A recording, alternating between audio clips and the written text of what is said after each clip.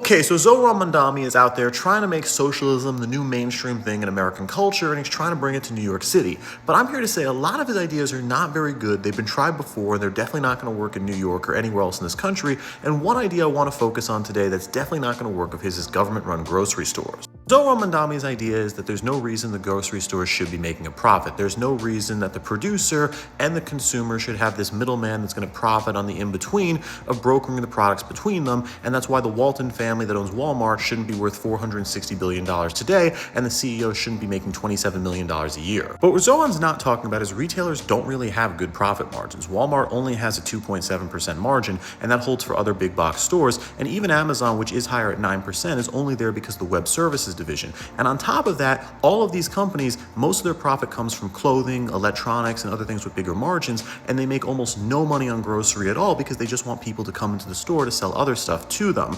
And so the people who get rich off the companies, they're only getting rich because their actual equity in the companies and they're built up around the world. If you wipe out all the profit motive in grocery, that would only actually save consumers about 2 to 3% when they go shopping, but at the same time, Zohran wants to do a lot of things with his grocery stores that would actually really raise the cost for New York City, with one example being employees. He wants to pay $30 an hour. The current average wage in New York City for grocery workers is about $17 an hour, so he wants to basically double that. He also wants to give them full health care, full dental, and paid vacations, which sound really, really nice, but it will raise costs for consumers.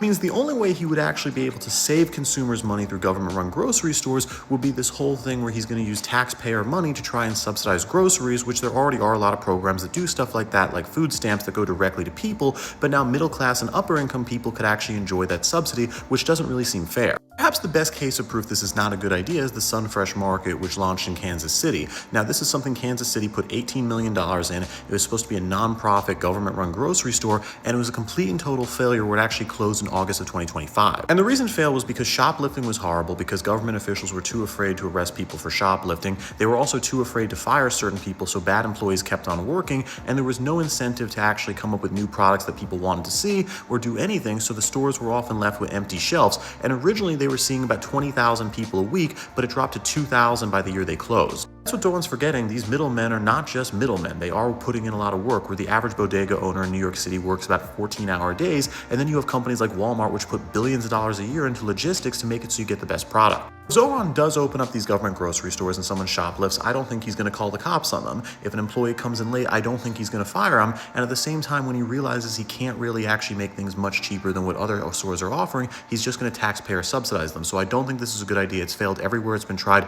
But with that, I'm Charles Pearl. This is Red, Blue, and You. Please subscribe to learn something.